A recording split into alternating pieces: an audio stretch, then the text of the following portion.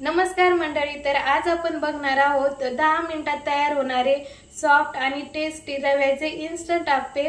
तर video skip न करता शेवटपर्यंत नक्की बघा आणि आपल्या चॅनलवरती जर नवीन असाल तर चॅनलला सबस्क्राइब सुद्धा करा। तर चला रेसिपीला सुरुवात करूया। तर मी इथे एक मोठं बाउल घेतलेला आहे आणि त्यामध्ये मी 2 वाट्या रवा घेतलेला आहे। रवा एकदम बारीक घ्यायचा आहे।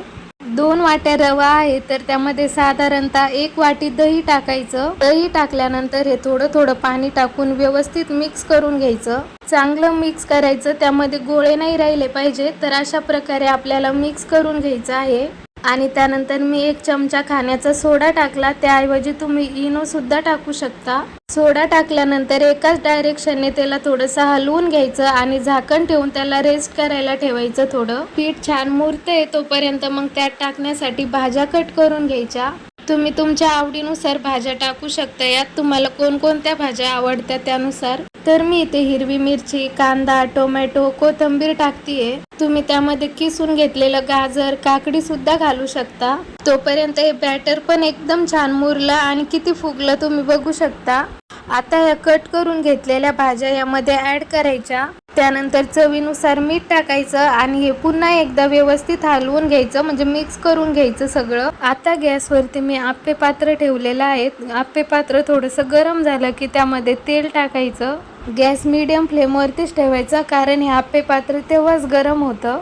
सर्व भांड्यांमध्ये तेल टाकून झाल्यानंतर मग थोडं थोडं करून हे बॅटर टाकून घ्यायचं। तर अशा प्रकारे मी हे सर्व भांड्यांमध्ये हे बॅटर टाकून घेतलं।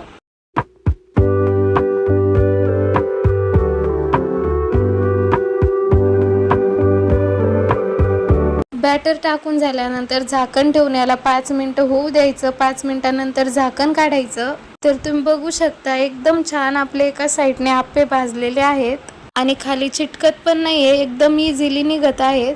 तसंच मग मी झाकण ठेवून दुसऱ्या साईडने पण आप्पे भाजून घेतले। तर दोन्ही साईडने एकदम छान आप्पे भाजलेले आहेत आणि तुम्ही बघा किती छान निघतायत। थोडे सुद्धा खाली चिटकले नाहीत, तर एकदम इझिली निघत आहे सगळे।